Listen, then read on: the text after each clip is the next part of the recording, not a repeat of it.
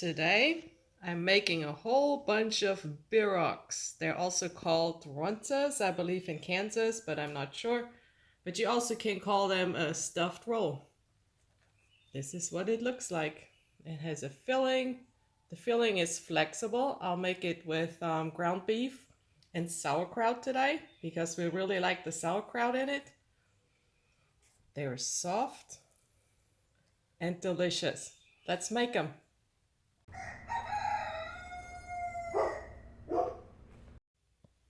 First, we make the dough because it needs to rise twice. We get to these ingredients later, and here is warm milk. Just lukewarm is fine. Now add the sugar and the yeast. We'll just mix it up and let it bloom. What you see here is double the recipe, which I have posted below. Always make a whole lot more because they freeze so super well. Like this, individually wrapped in saran wrap in the baggie. They're good to go for taking out whenever needed. And then I reheat them. I let them defrost and then I warm them up in the toaster oven. It's set for 15 minutes. There we go. And now it's just a matter of mixing all the ingredients together. This is beaten egg, the salt, and oil, or you can also use butter.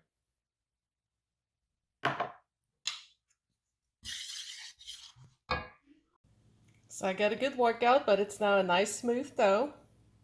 It still sticks a little bit because I just washed my hands and they're wet. That's how it should be. Of course, if you have a kitchen machine, this goes a whole lot quicker. And then I'll add to the same pan, I'm not going to wash this.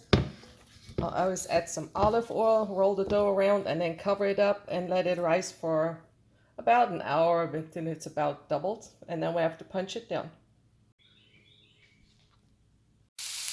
While the dough is rising, it's time to make the filling. I put in my onions first and salt them because I want them to get a little bit brown. It just makes them tastier. Today I'm using hamburger meat, but you can also use other meat. Like I made these with venison before. You just want to make sure you cut it really, really small. You can also use sausage, ham, bacon, whatever you like to have in them. This is really personal preference and it has nothing to do with any specific recipe. So at this point it's getting to where it's almost done. And then I'll add all that sauerkraut. Okay, this is homemade sauerkraut. You can use any of the jars or in the glasses or however you buy your sauerkraut. Or you can make a homemade one too. I have a recipe for that, a video for that. I can tag it at the end. And when this is in, it'll get some cumin because my sauerkraut doesn't have cumin in it, and some fresh pepper, but you can season this any way you like. And once it's all nicely cooked, make sure it's seasoned to taste. So as you can see here, the sauerkraut is releasing quite a bit of liquid, and I will saute this in there until it's on the dry side because we do not want the wet stuff on the dough later on. It'll make for soggy buns. But this is pretty good now considering how much fluids came out and they evaporated. Now if you're not a fan of sauerkraut, and I know a lot of people who aren't, you can make this with fresh cabbage. Just slice it, shred it, but then double the amount because it'll, shrivel up a whole lot. Also, you can fill these with mushrooms, you can add carrots to it. Really, this is such a creative thing to do and so good to have on hand for quick lunches and picnics. It's perfect now. There's just a little bit of oil left from the meat. I'm going to shut the heat off and let this cool down. Checking in on the dough. Looks nice, but it still has a little while to go. Look, there's a nice little bubble. It's going. This went well.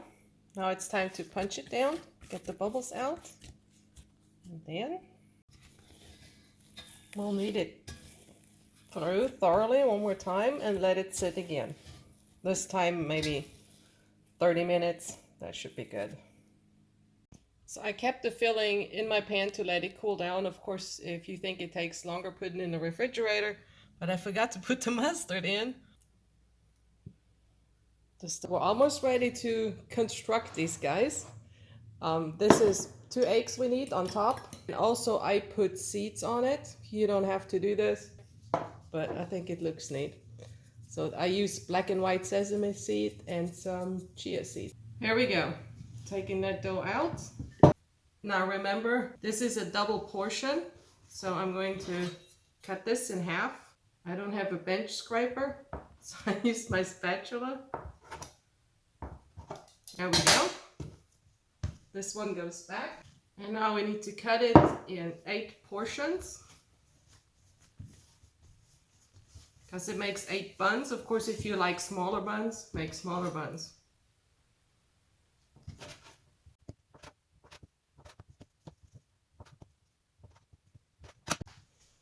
Now we'll go ahead and we'll just turn them up nicely, like little balls, and set them aside.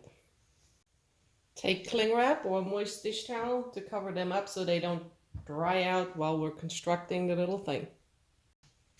So the goal is to get this about 1/4 inch thickness. So we'll just roll it out.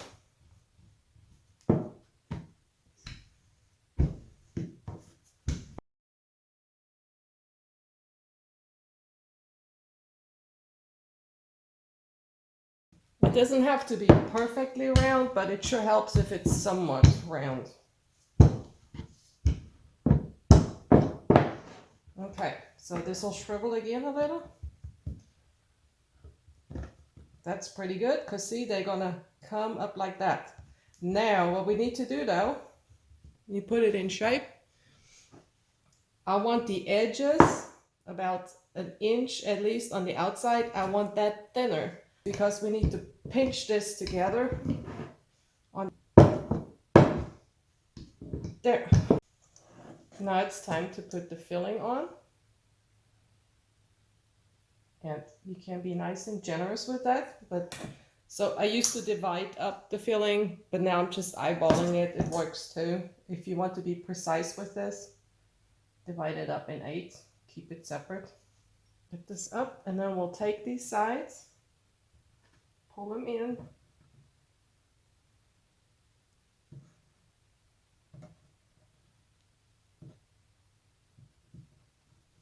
So now it looks like this. And then it gets baked that way around. There's another flying squirrel shape. This is perfectly fine. You don't have to maintain this circle on the outside as long as you get something round and the same thickness down here.